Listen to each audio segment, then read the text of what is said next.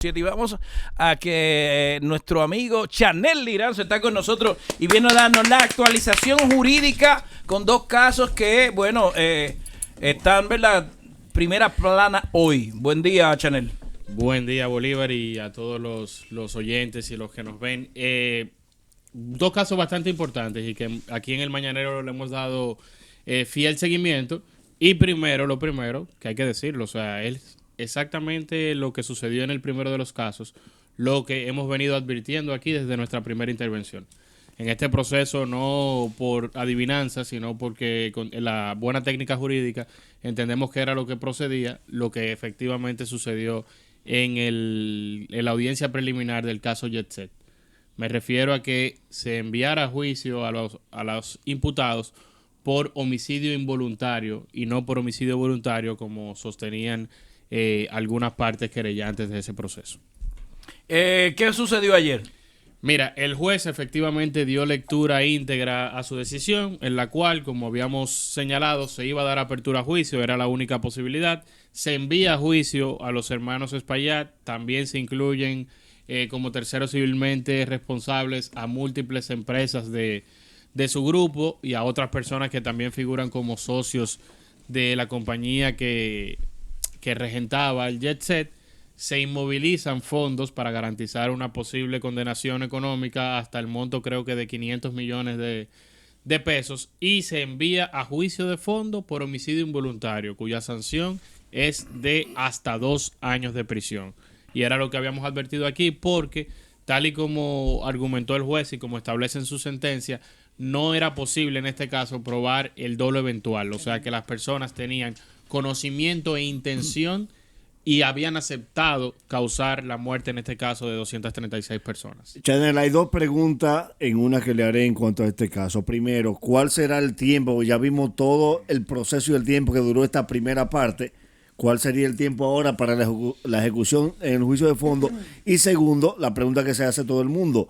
¿Cómo se hará para la compensación donde hay personas que han negociado? ¿Cómo se maneja? ¿Qué dice la justicia en cuanto a eso?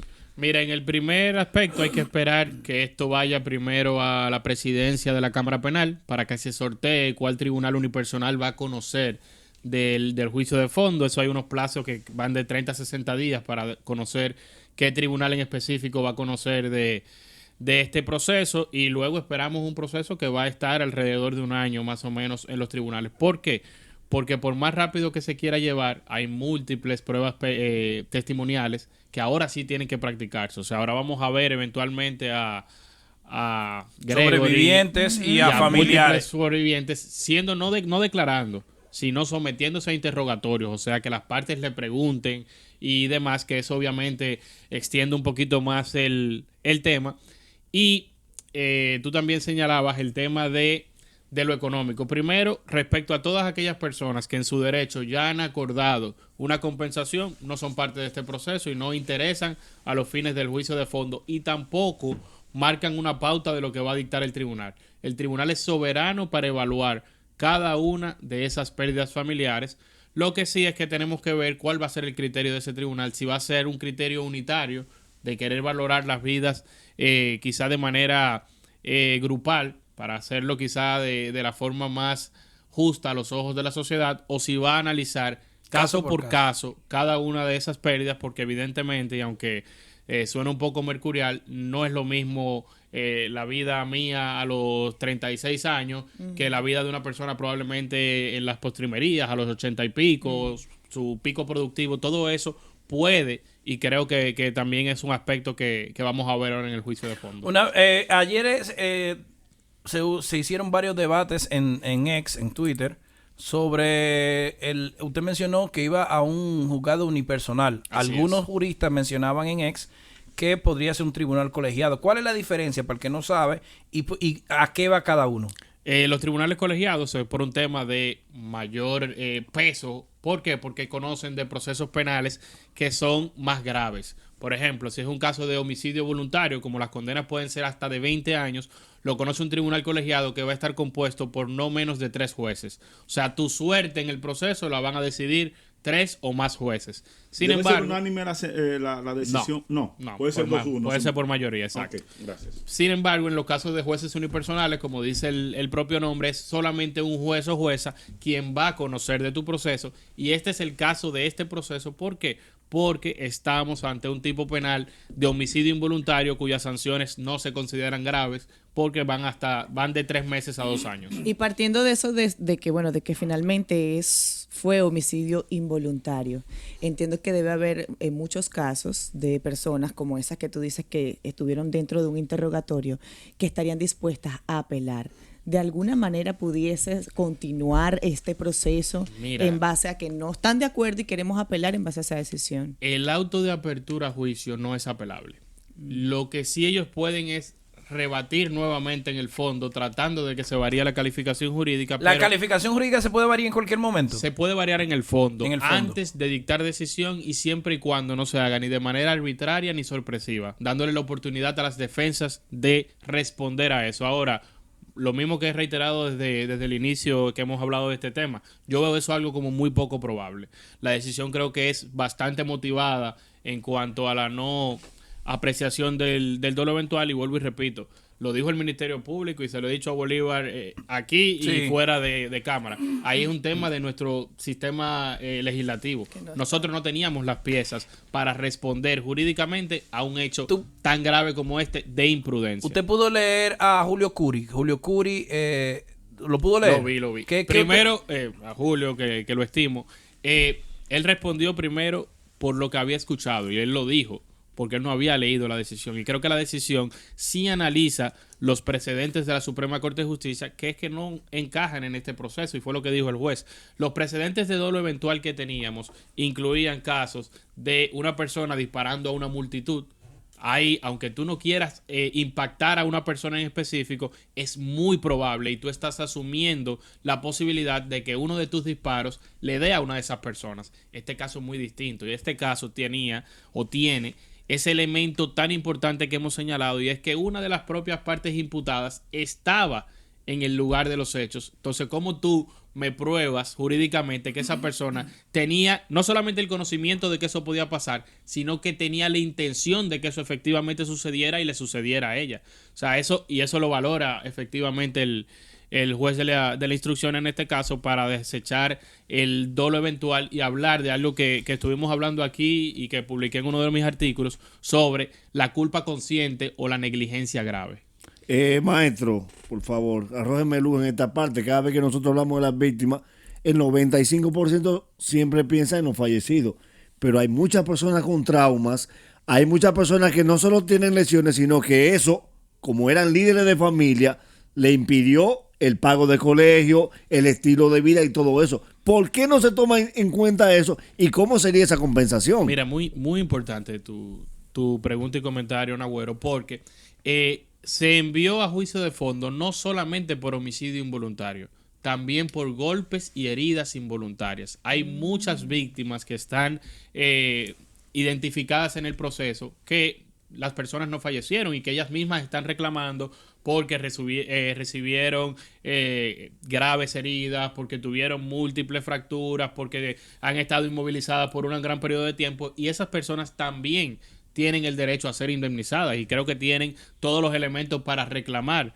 ese tipo de indemnizaciones, no solamente las personas fallecidas. Y algo que hemos dicho aquí, hay que identificar, porque esa parte sí no la conozco, de personas también que tengan temas psicológicos y que quizá no tengan heridas graves, pero que también estén en el proceso y tienen todo el derecho a reclamar y a obtener una indemnización. El único punto importante es que ya las partes que van al fondo y que pueden reclamar indemnización están identificadas en la sentencia. Hay un listado que dice, se identifica como partes, como actores civiles y personas que pueden reclamar indemnización a B, C, D, y ahí está el listado completo en la decisión de todas las personas que pueden en el fondo reclamar un pago de daños y perjuicios. Se valorará, así como dice Nagüero, el tema no tangible, el tema, por ejemplo, como igual, yo recuerdo que para esta misma fecha el año pasado yo le hablaba de los niños que perdieron a sus padres, que este va a ser el segundo verano donde no van a poder jugar con ellos, donde tal vez no puedan ir a los campamentos que iban antes. Los niños no se le ve no se le ve tal vez el trauma, pero lo tienen. Eso se valora también. No es que sí se valorará, eso tiene que valorarse. ¿Por qué? Porque el derecho de daño se habla no solamente del daño emergente, lo que directamente tuviste, perdiste un brazo, eso tú lo analizas de manera directa. Y le pones tal vez un número. Exacto. a las extremidades. A eso que tú estás diciendo también hay que ponerle un número. ¿Por qué? Porque el daño moral también se puede evaluar y se tiene que evaluar económicamente. La pérdida no es solamente una pérdida material, también hay un daño emergente y hay algo que también tenemos que mencionar que se llama lucro cesante. Imagínate que ahí esté sentado, vamos a poner un ejemplo, un pelotero, no sé si el caso, con un contrato garantizado de $100 millones.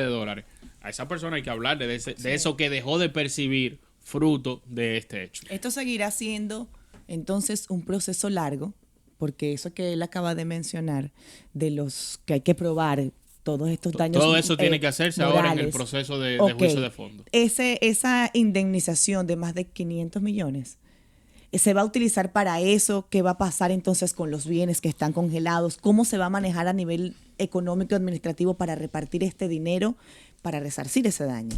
Mira, los 500 millones no son directamente para indemnización, son un fondo que se congela para garantizar una eventual condenación que puede ser incluso mayor. Lo digo porque son una cantidad considerable de personas.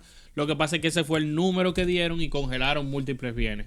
Estos fondos, perdón, esto que te congela es a nombre de personal de los hermanos o también de la empresa consolidada. Como les dije al inicio, hay no solamente ellos como imputados, sino múltiples empresas que están señaladas como terceros civilmente responsables. Okay. Entonces, esas personas en general, el grupo en general, se le inmovilizaron múltiples acciones. Están las empresas señaladas una por una como terceros civilmente responsables y creo que también en ese caso como tercero está la madre de los imputados también. Hermano, ¿cómo quedó parado o si se pudo incluir a las autoridades en el caso de la alcaldía que se hablaba de la supervisión del gobierno? ¿Cómo quedó la parte pública? Mira, ¿cómo se llama la vaina de vivienda? El MIBED. Habían señalado al MIBED, habían señalado a creo que Obras Públicas y el Ayuntamiento. También, en este caso, y tal y como dijimos aquí, había un tema y es que para reclamarle a ellos, que es responsabilidad patrimonial del Estado, la sede es el Tribunal Superior Administrativo. Entonces, no era el foro para reclamar penalmente en un proceso penal respecto a las responsabilidades que el Estado podría tener. O sea, que en este caso no se van a obtener por esta vía indemnizaciones por parte del Estado. ¿Puede algún familiar entonces recurrir a esa vía? Al Tribunal Superior Administrativo. ¿Alguien lo ha hecho o no? Que yo sepa, no. No he escuchado de que se haya acudido a esa vía, sino que se estaba reclamando y se había emplazado en la vía penal que no es la correspondiente. Bueno, como usted ha dicho en otro momento, que aunque sea largo, va a ser constante lo que vamos a ver. Claro. ¿Para cuándo es la próxima vista? Tenemos que esperar que la Cámara Penal designe cuál es el tribunal y que se convoque a juicio. A partir de ahí ya podremos dar seguimiento de cuándo se iniciará. Probablemente hayan algunos incidentes que se conozcan previo a iniciar el juicio de fondo y ya luego de que se inicie formalmente el juicio tendremos audiencias de manera constante como tuvimos al final de esta etapa. Muchas gracias, Chanel. ¿Cómo la gente se comunica con usted? En todas las plataformas sociales estamos como @ChanelLiranzo, nuestras oficinas presenciales en Nuevo Centro Segundo Nivel y también estamos en nuestro podcast de actualización jurídica en YouTube y Spotify. Que no lo dejan descansar ustedes, cojan el expediente del oncológico de Santiago ahora. ¡Ay, verdad! Sí. ¡Wow! Eso es relevo de palma. Y la semana que viene tiene que hablarnos de lo que sucedió anoche, que no dio el tiempo, pero también anoche es la primera vez que se condena por corrupción tanto tiempo. A 20 años. A 20 años, es la primera vez. Vamos a avanzar. Se sentó un precedente. Así es. Le dieron duro. Le dieron duro. Sí. ¿Qué se espera con el caso Senasa? ¿Algo similar o mayor? Hay que ver la acusación porque todavía no se ha lanzado la acusación. Ahora, yo sí puedo decir por aquí que hay mucha gente que está en procesos de negociación. Dentro de ese proceso. Wow. Sí. Está el chivato al pecho. En el caso Coral, no sé si esto cae en lo judicial, la pregunta que le haré, en lo jurídico. ¿Se puede demandar la fe? Porque a la pastora le cantaron 15 y oraba todos los días. Ahora viene el único bloque al que nos interesa meterle.